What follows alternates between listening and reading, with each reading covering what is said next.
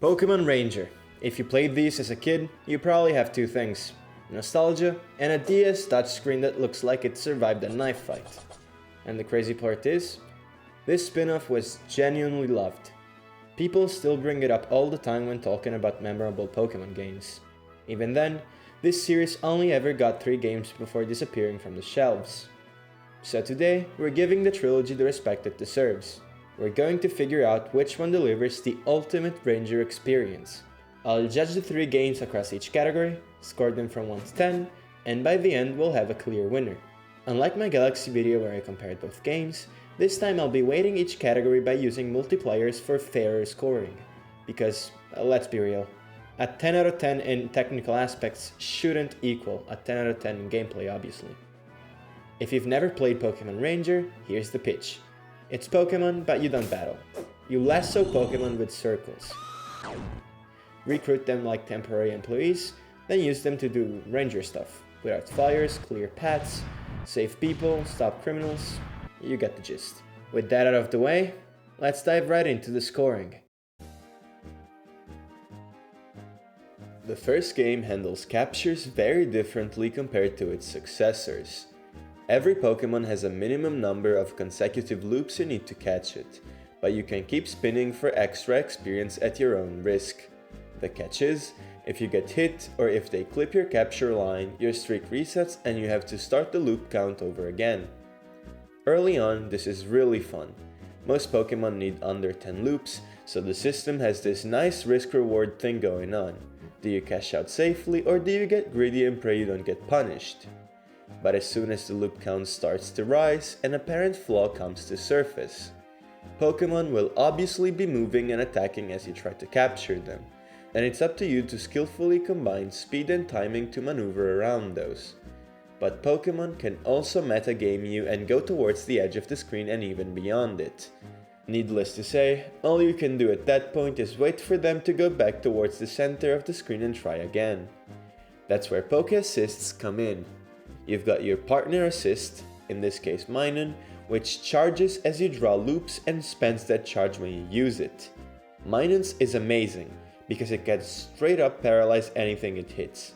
Then you've got one-time assists from Pokémon you recruit, and those are all about making your styler stronger or giving you some kind of control tool.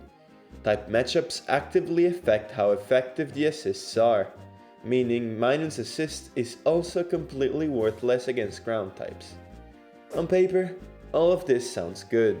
In practice though, the balance is all over the place, starting from the fact that not all assists were made equal, by a very long shot. There's the grass type assist that barely hinders Pokémon's movement when they walk on it, and on the other side, there's the ultimate cheese machine, the water assist. You can hold the stylus to make bubbles, flick them in, and if you want to be evil, you can just chain multiple slow bubbles so the Pokémon gets freed and instantly trapped again for an infinite stun lock rotation. But the bigger problem actually lies in the Pokémon's moveset and how it leads to assists not being assists at all, but rather your lifeline. This becomes extremely apparent in the endgame. Endgame Pokémon aren't just higher loop count. They're higher loop count plus full screen moves that come out at stupidly short intervals. And only in Ranger 1, some Pokémon have attacks that trigger specifically when your styler is out, or the moment it touches them. They basically react to your attempt. It's also the only game that allows overworld multi-encounters, and it handles them in the most brutal way possible. Each Pokémon keeps attacking at basically solo capture frequency. So instead of the game scaling the chaos down, it just stacks multiple solo fights on top of each other. Mix all these things together and you get Suicune, probably the most unfair boss in the game. Even after beating it, if you ask me what's the strategy, I'd tell you to use Minun's assist. Not because it's the best option, but because it's the only option that feels even remotely realistic. Nobody is casually landing 16 clean loops while Suicune and its clones sprint around while firing Aurora Beams. And Suicune isn't a one-off exception either. Boss fights are probably Ranger 1's weakest point. The most aggravating example is Steelix. On paper, it's simple. It just moves around and damages your styler in contact. The problem is its body is so huge that even when you immobilize it, it's still a nightmare to draw tight, precise loops around it 10 times in a row without your line clipping it. So the consistent way to win isn't outplaying the boss. It's using Dark Assist to double your capture line length, even though it costs HP. And the funniest part is the game basically admits it. There's a Sneasel sitting a few steps before the boss area like, "Hey buddy, you might want to catch this one." That's the core issue with Ranger 1. The difficulty ramps up so hard in the late game that assists stop being assists and become mandatory. It turns the capture system into the worst in the trilogy by a mile. And I'm pretty sure the devs knew it, because the sequel comes in and immediately starts fixing these exact problems.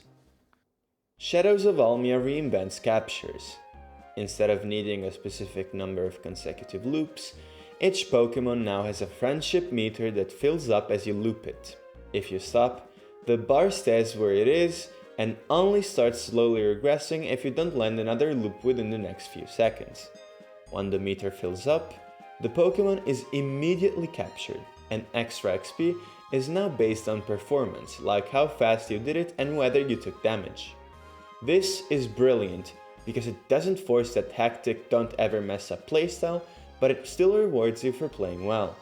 And that philosophy gets reinforced by Power Charge. You can hold the stylus for a second boost to your styler, trading setup time for a burst of capture power. It's the game basically saying that captures here are about timing windows rather than pure speed. Poké assists have also been revamped and are better than ever. There's a lot more variety, they feel way more balanced, and many of them inflict clear status effects like slowed, tired, and paused, that actually lets you control the pace of a capture. Sure, some are better than others, but instead of ranging from useless to mandatory, it's more like could be better to genuinely helpful. These add a lot of tactical depth because the right assist can swing a capture without carrying it for you, like slowing a fast Pokémon or interrupting one that relies on constant moves. Also, instead of being stuck with a single partner, you can eventually get up to 18 partner Pokémon, one for each type. That's huge, because it gives you endless type coverage options, but the game also doesn't force you to constantly switch. If you stick with a partner you like, it becomes happier over time and its assist meter feels faster. So, whether you choose flexibility or loyalty, the game sets up a genius win-win situation. My only quote-unquote complaint, if I really had to look for one, is that some of these assists don't exactly look like they're conveying happiness, but that's a nitpick. Shadows of Almia also doesn't allow for multi-encounters in the overworld and tweaks Pokémon AI so that when there are multiple Pokémon on screen, they're much less proactive to account for the presence of one or more extra hitbox on screen that's constantly moving, while also rewarding you for looping both Pokémon at the same time with an XP boost when you do so. Personally though, even with the tweaks, multi-captures can still feel a bit inconsistent, because you're always accounting for 2 or more Pokémon doing their own thing at the same time. Boss fights are elite. I can't think of a bad boss fight in this game. Most of them are single captures, which is already a massive plus, but the real difference is how readable and fair they are. Bosses have a very distinct and balanced moveset. They usually have a couple of normal attacks and a deadly signature move. You'll know when it's coming when you see an exclamation mark on top of the boss's head, so you can react accordingly. That's what Almia nails. The attacks are hard to avoid, but they feel consistent, so the more you learn them, the better you get. Bosses even get a second phase when their bar is about 70% full, but instead of just dealing more damage or moving faster, their moves become more complex, without ever feeling right out unfair. Guardian Science uses roughly the same capture foundation as Almia, but with some notable upgrades. The biggest one is the new tell system. The number of exclamation marks tells you exactly which attack is coming. 1 for attack 1, 2 for attack 2, and so on up to 4. That makes it even easier to adapt as the capture goes on, basically perfecting the formula Almia introduced. There's also a new consecutive loop bonus that boosts your styler's power every time you land 5 consecutive loops. If you look at the top screen, the game now shows a ton of real-time info: capture time, loop speed, max loops, and whether you took damage. This is a huge addition, because it finally helps you understand what the grading is actually judging and what you should be focusing on. The grading itself is better too, since it properly accounts for consecutive loops and max loops, especially compared to Almia, which had some weird bonuses like capturing a Pokémon with your first line. Good luck getting that on anything that takes more than a handful of loops. Poke Assists have been completely redesigned in this game. Instead of boosting your styler or placing hazards on screen, you now deploy the Pokémon itself, so it finally earns the name Poke Assist. In practice, it's less buff my styler and more like placing a little turret with its own effect and range. What's impressive is that unlike the previous 2 games where each type had a set Poke Assist, in this game almost every Pokémon has their own unique one, with each one having different effects and range, giving you an infinite number of options when planning your captures. They're also not single use anymore. You can use a Poke Assist as many times as you want until the Pokémon you deployed gets hit, and the game even rewards you for keeping your assist Pokémon unharmed when scoring, so timing and placement actually matter. Now this system is genuinely dope, because it gives you a reason to bring specific Pokémon over others of the same type. For example, I was often bringing Espeon with me, but the problem is, the more fun the assists get, the less the game feels like it's about looping. Poke Assists aren't just strong, they're too strong. You can basically fill an entire friendship bar with assists and then end the capture with a single loop. It also breaks the flow of the base capture gameplay, and this becomes extremely apparent in later boss fights. Early to mid-game bosses are just as good as Almia's. Later on though, the game clearly wants you to rely on assists, because endgame bosses are way too fast and their moves are way too powerful to deal with consistently unless you stun them from time to time. So instead of looping most of the time, I found myself playing Pokémon Tower Defense, waiting for the perfect moment to place my Pokémon. To further push you into using Poke Assists, now wild Pokémon can also be enraged. When a Pokémon is enraged, its bar turns red and you can't flee the capture, implying that if you tried, the Pokémon would personally come and smack you. That red bar has to be depleted for it to return to normal, and loops barely do anything to it, which means you're basically forced to use Poke Assists even if you just wanted to run away. This enraged state also replaces what Almia uses as the second phase for bosses, making Poke Assists absolutely essential. Finally, let's talk about our partner Pokémon, Ukulele Pichu, aka Pokémon Ranger's server admin. Unlike the other Ranger games, Pichu doesn't have an assist bar. Instead, he pops up at random intervals, and when you click him, he starts playing his ukulele and fills the friendship bars of anything he hits with musical notes. He can't be knocked out, and you can use him as many times as he feels like showing up. His ukulele also gets stronger as the plot progresses, and by the end of the game, he can basically fill up a Pokémon's bar on his own, and even stun them when the solo ends. Needless to say, Pichu is by far the strongest partner, functioning as a no-risk, high-reward tool that doesn't really ask for strategic timing. If he pops up, you just click him. So overall, Guardian Sign's score capture mechanics are even better than Almia's, and the Poke Assist variety is insane, but it gives you too many tools, then designs the late game around you using them, so by the end, the capture experience becomes lopsided. For gameplay, I'm giving Ranger a 5, Shadows of Almia a 9, and Guardian Signs a 7.5.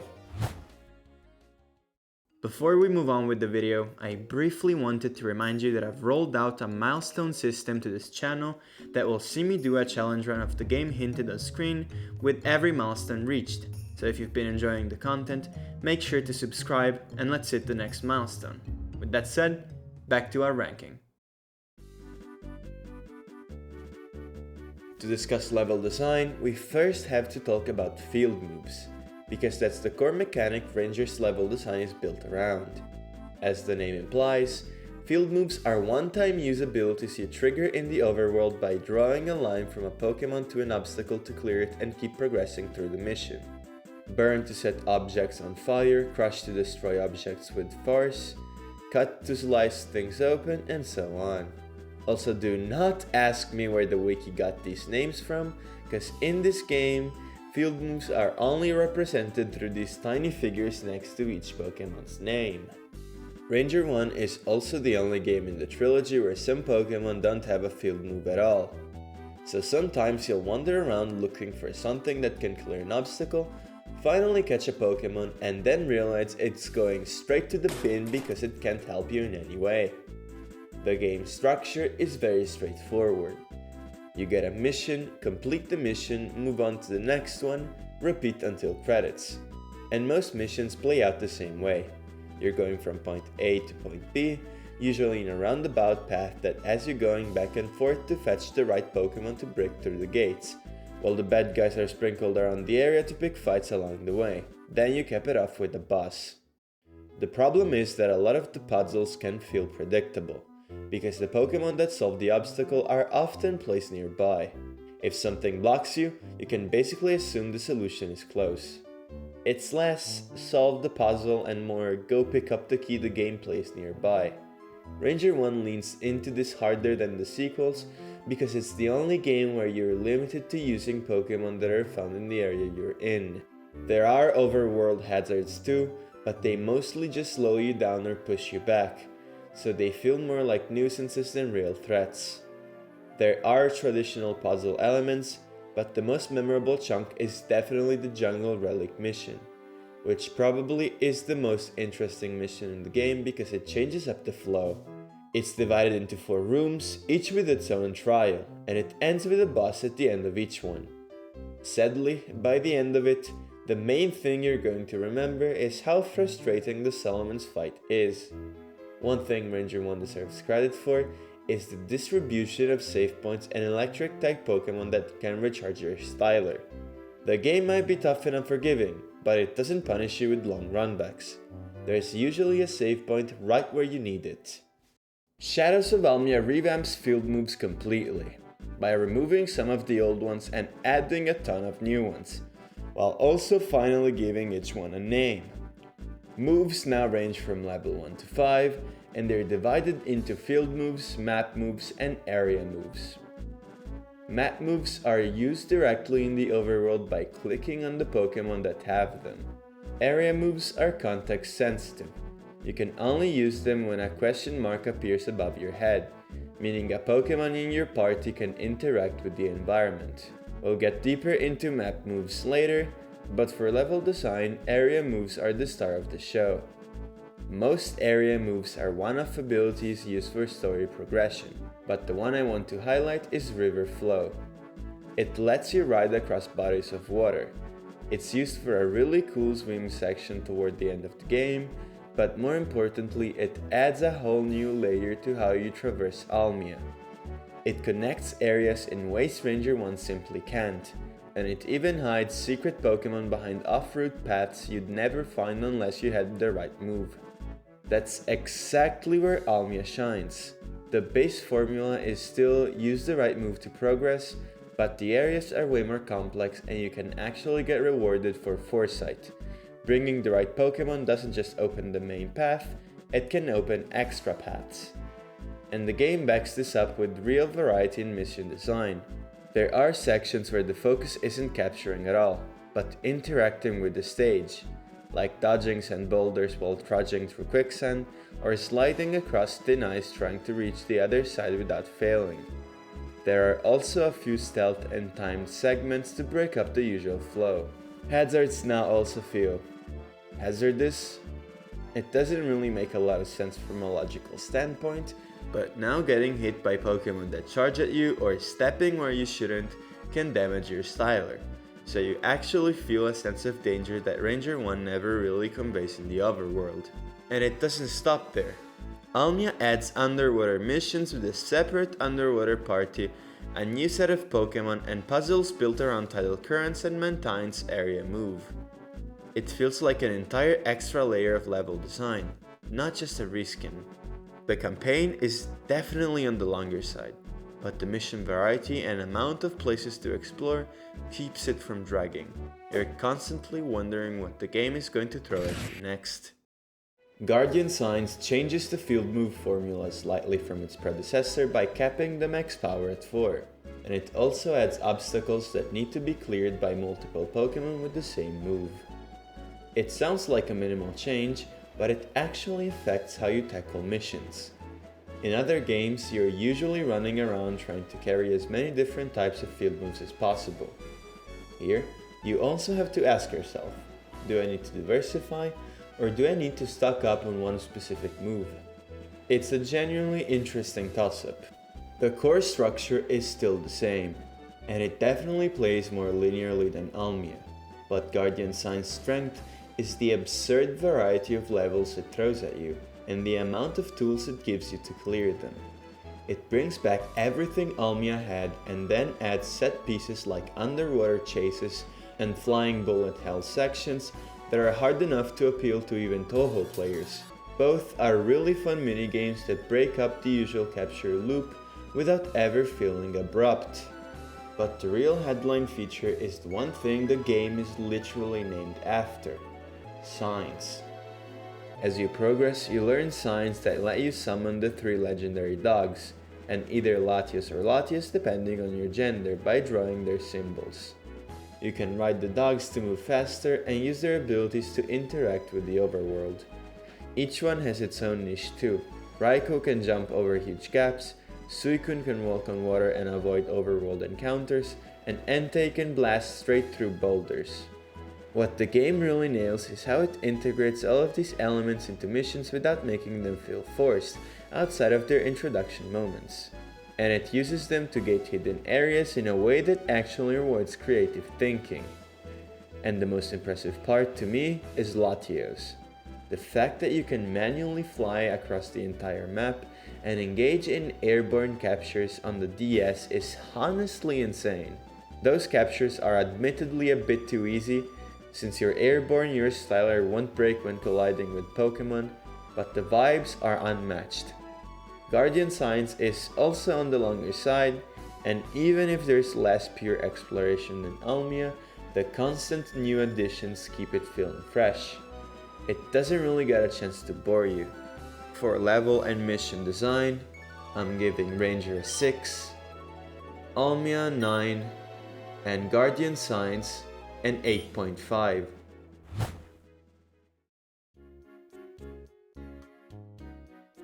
Ranger tracks progression through 2 systems, your Ranger rank and your styler level.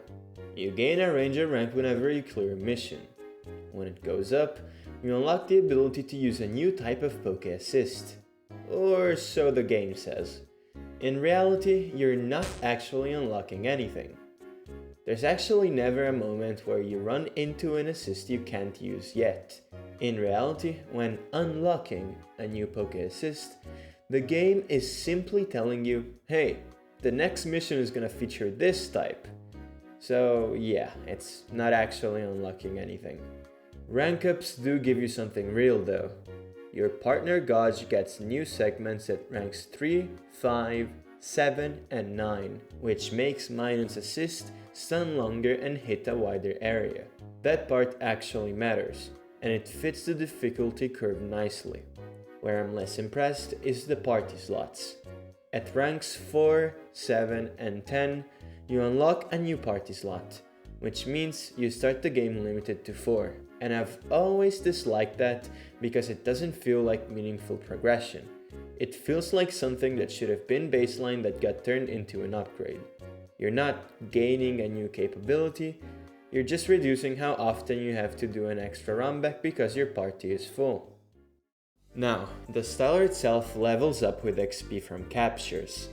Each level gives you more HP and increases your capture line length. On paper, this sounds good, but rather than talk about what the issue is here, I want to show it to you first.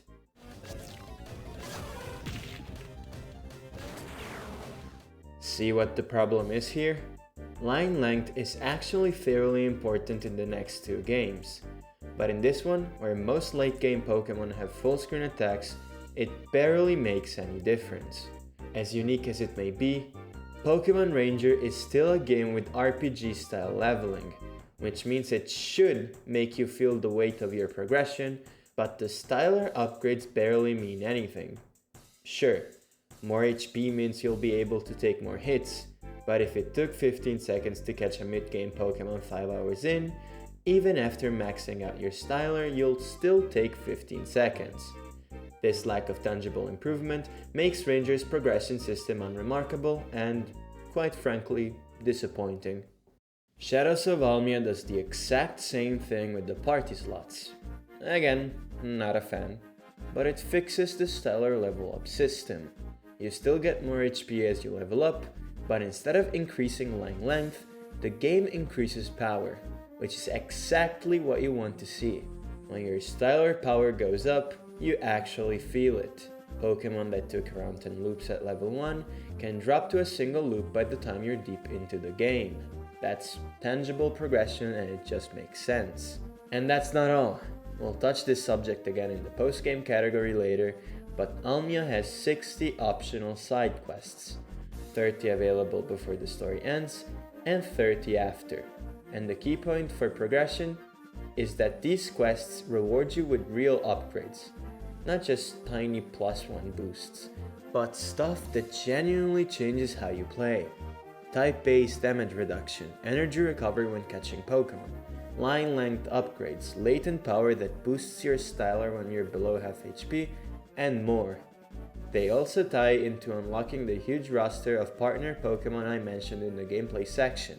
What makes these upgrades so good is that they feel earned.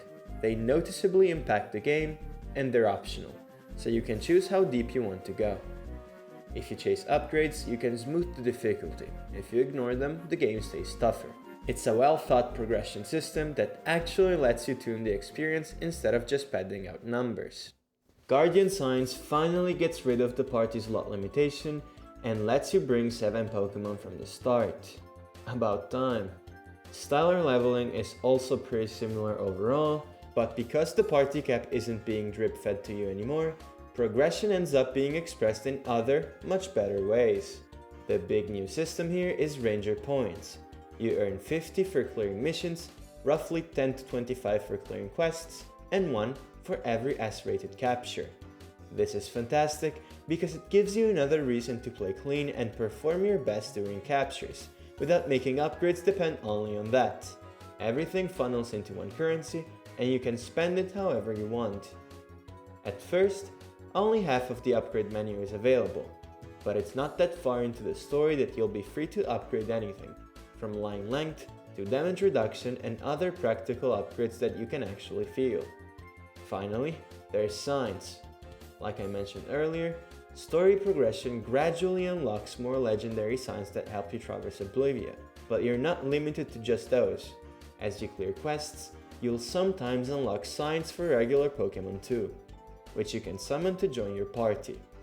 That's a huge upgrade, because it permanently expands the roster of Pokemon you can call on at any time, meaning more capture options, more flexibility, and more ways to build your toolkit as the game goes on.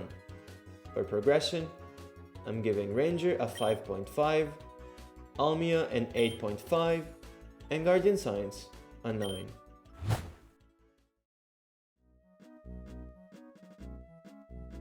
Ranger takes place in Fiore, by far the smallest region out of the 3 games. It only has 4 towns, each named after a season: Ringtown, Summerland, Windtown, and Fall City, connected by a few routes and areas in between. There isn't a huge amount of environmental variety, and if I had to compare it to the mainline games, Fiore is basically the Kanto of this trilogy: compact, straightforward, and more about function than spectacle. The story is also extremely simple. You play as a rookie ranger who quickly rises through the ranks by solving missions, while the Gorok squad, the evil team of the game, goes around capturing Pokémon using the Super Styler prototype they stole from Professor Hastings, the head of development for the Ranger Union. You track them from mission to mission until you finally clash with their boss and shut the whole operation down. Even though it's simple, it works. The pacing is good, and the characters, yeah, they're shallow, but the dialogue is fun. Most importantly, the game doesn't take itself seriously. The Gorok Quartet are basically music-loving goofballs who think they're helping their dad's grand plan, which ultimately gets derailed in the most Ranger way possible.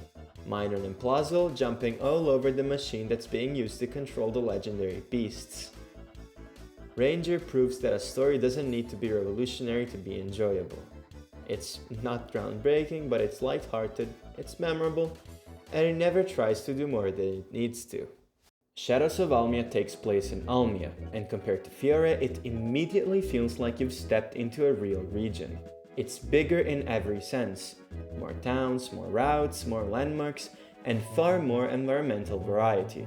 That scale gives the game a proper journey vibe that Ranger 1 doesn't convey in the same way. The story aims higher too, and it makes a smart choice right away.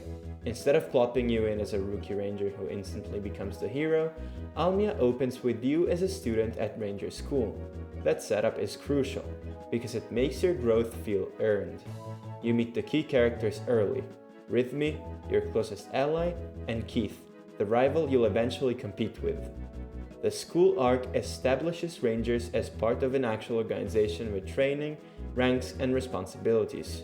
So when you graduate and get sent out, it feels like you're stepping into a full-fledged career. At first, it's typical Ranger work, but pretty quickly the game starts hinting that something is wrong. Pokémon rampaging as if they were forced to. That's when the villains show up. Team Dim Sun. Their whole gimmick is way more unsettling than anything in Fiore, because rather than capturing Pokémon, they're controlling them using machines like the Mini Remo and the Giga Remo, turning entire areas into hostile zones. The way the story escalates feels logical and realistic. With each mission, you're dismantling their infrastructure piece by piece while clashing with their higher-ups, like Kincaid and the Sinis trio, who give the plot an actual sense of hierarchy and progression. This is where the story steps up and starts feeling more serious. Dim Sun isn't just a goofy gang. They're tied to a corporate front, Altru Inc., and the whole operation is powered by the Shadow Crystal and its dark shards to achieve total control over all the Pokémon in Almia. By the time you reach the finale and Dim Sun tries to weaponize the crystal through their ultimate machine, it really feels like you're stopping something bigger than the usual Pokémon villain scheme. Almia proves that Ranger can tell a story that's still light enough to be fun, but with higher stakes, better setup, and a payoff that feels like a climax to your growth as a Ranger. Guardian Signs takes place in Oblivia, a tropical archipelago made up of separate islands. The presentation is gorgeous and super atmospheric, and because it's the only Ranger game that doesn't really lean on towns and roads as its main identity, it genuinely feels like a breath of fresh air. The issue I have with Oblivia is that each island feels like a drastically different place confined to itself, to the point where you could argue its main areas are Fire Mountain, Ice Mountain, and Thunder Mountain, whereas Fiora and Almia's designs feel more cohesive. Guardian Sign's story is thematically more mature and serious than Ranger 1's, and the stakes are much higher.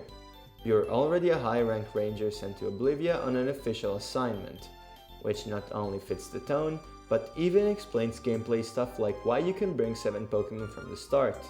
You're supposed to feel experienced and well equipped. The setup kicks off with you arriving in Oblivia to investigate the Pokémon Pinchers, and it doesn't waste time establishing danger. You get split from your partner, end up stranded, and the game becomes an island-hopping chase to rescue them and stop a group that's clearly bigger than simple poachers.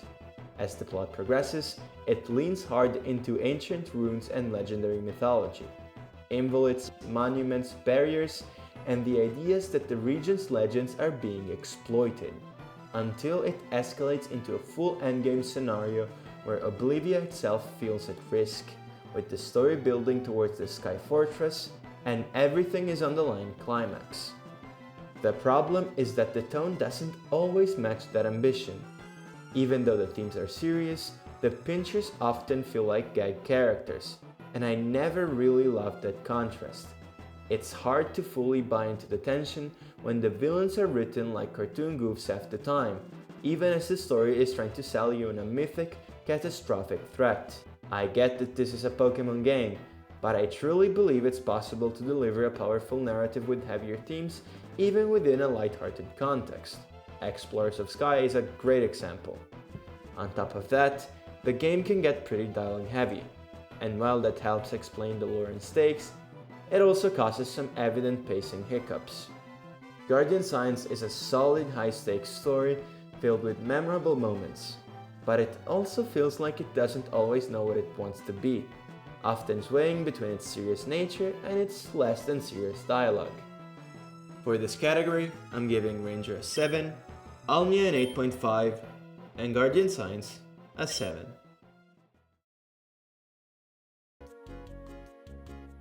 I don't know if this is a hot take or not, but I do wholeheartedly believe the post-game of Ranger is a more enjoyable experience than the base game. After beating the story, there's a handful of things you can do, starting with the neat post-game storyline where you have to catch the weather trio. Surprisingly, Groudon and Kyogre are actually easier to capture than the legendary beasts and feel pretty balanced. Rayquaza is there to remind you that you're still playing Ranger 1 though. Massive hitbox, unrelenting full-screen attack spam. After that, you're free to try your hand at capturing every Pokémon in the game to fill out your browser. This is where I've had the most fun in the game. As you enter the postgame, you can finally bring Pokémon with you without having to release them every time you leave their natural habitat. Pokémon are hidden throughout the map behind obstacles you couldn't clear before, because you couldn't keep the right field move Pokémon on you. It's a great formula. It encourages you to explore the region again, paying attention to secret passages and hidden details you probably missed on your first playthrough. What the game doesn't tell you though, is that some Pokémon have some very specific requirements. In this game, there are capture challenges, which you can actually play during the main story, and the capture arena, which is unlocked in the post-game. Capture challenges take place on a separate map and have you riding either Doduo or Lapras, catching Pokémon on a 3-minute timer with a score system. The more you catch, the higher your score. Simple fun little mini-games. The capture arena is similar, but we'll get to that in a second. So, why bring up capture challenges? Because some Pokémon can only be caught during them. And that's not all. Some of them have hidden spawn conditions that nobody tells you about, like only appearing after you beat the high score of the ranger who previously held it. But what's even worse is that there is, and I'm not exaggerating, the hardest capture in the entirety of the Ranger trilogy. This stupid fucking pelican right here. Pelipper is a genuine mistake from HAL Laboratory, because this bird is overtuned. 11 loops in a row against a Pokémon that attacks basically every second and moves in between each attack while you can't use assists should not be a thing. And if Pelipper is the hardest single capture, do know that Fearow is only unlocked after getting a high score in the capture arena, which is the hardest overall challenge by far in the trilogy. The arena is a gauntlet of waves. You have to catch Pokémon one after another as fast as possible. You get points for each capture, and you score more for multi-captures. If you clear a wave before the timer runs out, you move on and get 10 seconds added. Doesn't sound too bad, right?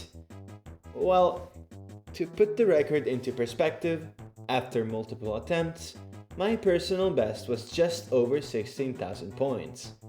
And how many do you need to beat the record? 20k? 25k? Maybe even 30k? The answer is 50,000! I gave up and played the game at half speed just to clear the record. And even then, I only managed to get by with a leeway of just 7 seconds.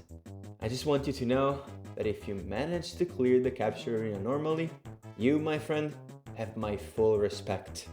After you finally catch the Reggies, which by the way are hidden behind an embarrassing amount of obstacles, you get called back to the ranger station in the starting city, so every character can congratulate you in Evangelion style for completing the browser. Ranger's post-game formula is good, but sadly it's plagued by the same artificial difficulty the rest of the game suffers from. Shadows of Almia features 60 optional quests split between the campaign and the post-game. They are a lot to go through, but they never feel like basic fetch quests since each one has some kind of interesting subplot which makes the world and characters feel more alive. There's not a lot of variety when it comes to the content, but they're also structured in a way that lets you revisit old areas and guides you towards the post-game exclusive Pokémon, ensuring that you progress through the post-game steadily without having to go back to the same place more than once. Just like in the first game, the best part is going around looking for the Pokémon you couldn't catch during the storyline. This game also has you capturing all 3 Reggies, but unlike Ranger, this time doing so unlocks a secret side quest where you can go capture Regigigas in the Hippowdon Temple, functioning as a little nice climax to the browser completion. The capture arena is present in this game too, but it's completely different and much more enjoyable. It's comprised of many different rooms, which are further divided in more rooms, with each major one having a boss that can only be fought after clearing every minor room. The idea is to use the Pokémon you caught in the minor rooms as assists to help you capture the boss more easily. After the room is cleared, you lose all your friend Pokémon and may recharge your styler. It does get kind of repetitive after a while, but it's fairly fun and definitely way more balanced than the capture arena in Ranger 1. Finally, if you strive to complete the game, there's always the choice to capture every single Pokémon in the browser, but as far as I know, there's no real reward for doing it. Almia's postgame is full of content. Quests might get a little repetitive after a while, but I still think it's a lot of fun. Guardian Signs also has quests split between main story and postgame, although there's slightly less, clocking in at 52. Quests in this game are about the opposite of Almia's. They don't feel as engaging narratively, but there's a lot more gameplay variety.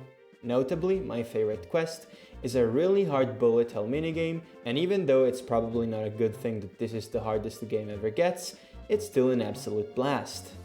Just like the previous entries, filling out the browser is one of the highlights of the postgame. On one hand, it's genuinely fun having to use each legendary beast gimmick to reach secluded areas and find postgame exclusive Pokémon. On the other hand, I do have a couple of gripes with how some of the rarer captures are handled. First, the game introduces hidden Pokémon that can only be found by roaring with one of the beasts near the spot they're hiding in.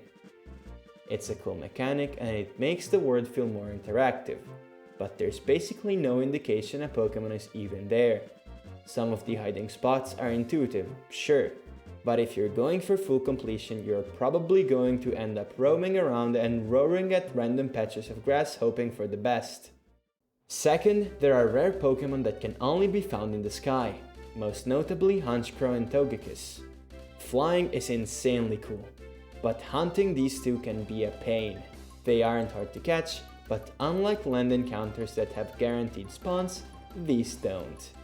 Only one rare flyer can be active at a time, and it follows a fixed flight path. That means two things. If you see Togekiss or Skarmory, then there simply won't be a Honchkrow anywhere, and vice versa. So you have to land and take off again until the game gives you the one you need. And if you don't already know the flight path, you can spend an embarrassing amount of time searching even when the Pokémon did spawn. Where the postgame peaks for me this time is the bonus storyline that has you chase down and capture each legendary bird, and after completing every quest in the game, rescue Blue Eyes, one of the Pinterest ex-admins, from an underwater cave and capture Lugia to fill out the last entry of the browser, for easily the best postgame climax.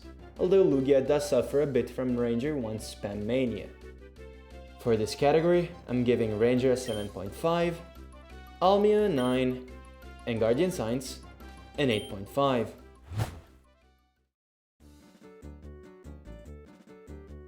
Despite being the worst looking game in the trilogy in my opinion, all three of these games boast beautifully animated sprite work that puts even the mainline games to shame. Although as beautiful as they may be, I want you guys to take a look at the top screen now, because the UI is worth talking about for how weird it is. Starting from the minimap. I don't think I've seen a weirder one in a minute. All it shows is the player's position, the Pokémon on screen, save points, and doors that lead to different areas. The fact that it shows Pokémon is actually a plus, since it's the only game that does it, but I don't understand why there are no spatial references at all, making it essentially closer to a radar than a minimap. Then, there's your friend Pokémon list, which is also bizarre. Choosing to display Pokémon by name instead of by their sprites is a choice I can't comprehend at all. And on top of that, there's also a tiny description of the area you're in, which is a cool detail, but I don't feel like that's the right place for it to be. That's the overall issue. It feels like the entire top screen could have been handled so much better. The minimap doesn't even take half the screen, while the area description somehow eats up like 20% of it. The Pokémon browser is also quite lacking since it doesn't do the single most crucial thing it should, which is tell you where each Pokémon is found. Technically though, Ranger 1 is super snappy. The transition from overworld to capture is quick and doesn't break the flow, and finishing a capture is the same deal. One text box and you're right back into the overworld. Even the transitions between areas are noticeably faster than the other two games, which makes runbacks slightly less painful. One thing I also appreciate is how over the top the damage animation is. In the other two games, sometimes it can be hard to tell whether you took damage or you just clipped the Pokémon, but here it's crystal clear. That said, there are some glaring quality of life features missing. First, electric type Pokémon are basically a dead slot. If your party is full and you just want to recharge your styler, you have to release a Pokémon, recharge, and then you're left with a vacant slot. It's clunky. And then there's fast travel. It's really not that good. Not only do you unlock it about halfway through the game, but it's also extremely limited. You can only access it from a ranger station, and you can only fly to other stations, meaning you land in a major city then still have to walk all the way to your actual destination and walk all the way back. So backtracking stays annoying. I'm aware that this is an unpopular opinion, but I think Almia is the best looking game out of the three. The top screen is now split into two pages that you can swap between using the bottom and the bottom left of the touch screen. We finally get an actual minimap, even though it sadly no longer shows Pokémon, while the other page shows your friend Pokémon and their assists. For some reason they're still using Pokémon names instead of sprites, which continues to bother me. I've been praising Almia throughout this video, but this is the category where its biggest flaws comes to the surface. This game is excruciatingly, painfully slow. Literally. Ranger 1's biggest strength was how snappy it felt, and for some reason that completely went out of the window here. Everything in this game takes way too long. Entering a door? Slow as hell. Entering a capture? Slow as hell. The goddamn XP bar after every single capture? Slow as hell. This game can feel sluggish, and at times it's like it's taking the wind out of its own sails. Thankfully, the game makes up for it with the addition of map moves, which are basically Almia's fast travel, and then some. You can move faster in the overworld by riding the duo, you can warp back to the entrance of an area with teleport, and you can fly to any area on the map using fly.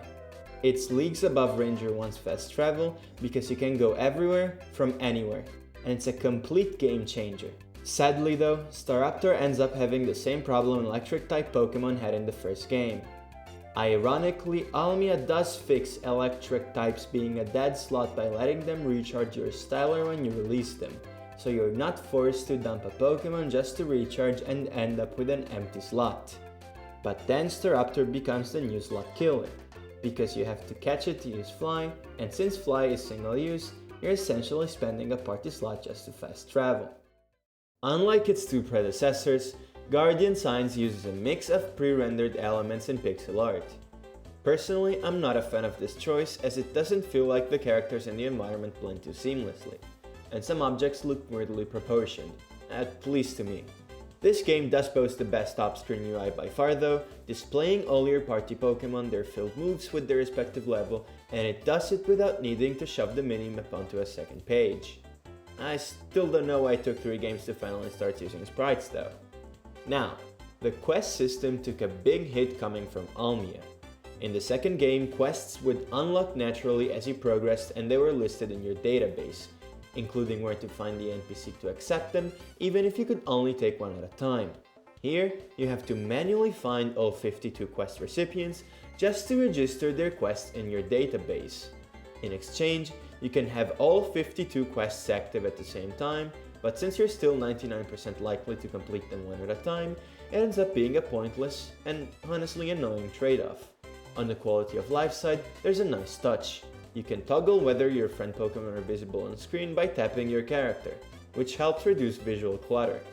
But I have to talk about how strict the game is when it comes to recognizing signs. I know this one is mostly a me.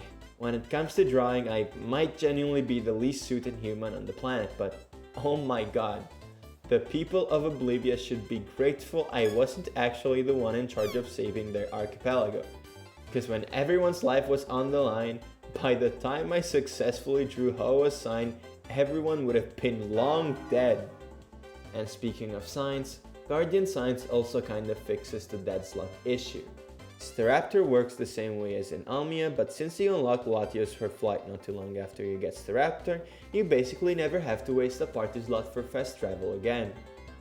For the final category, I'm giving Ranger a 6.5, Almia a 7, and Guardian Signs an 8. We've now ranked every single aspect of these games, so it's time to add up the numbers and see who takes it. With a rounded final score of 63 to 91 to 85, Pokémon Ranger Shadows of Almia comes out on top for me, followed closely by Guardian Signs and then the original Ranger. Almia is the most complete package. It has the best balance of capture design, mission variety and progression, without ever losing the core Ranger identity. Weirdly enough, out of these 3, the only one I'd ever played as a kid was the original Ranger. I only played the other 2 now for this video and yeah, I definitely missed out. Ranger 1 is rough compared to its sequels, but it built the foundation for what I can now confidently call one of my favorite Pokemon spin-offs. And to be truthful, when I started writing this script, I genuinely didn't know whether I liked Almia or Guardian Signs more. So I guess we ended up finding the winner together. If you've never played the series and you're curious where to start, play Almia first for the best all-around experience, then hit Guardian Signs if you want the craziest ideas and the coolest gimmicks. With that said, thanks for watching. Let me know in the comments which one is your favorite and why. I hope to see you in the next video and have a good one.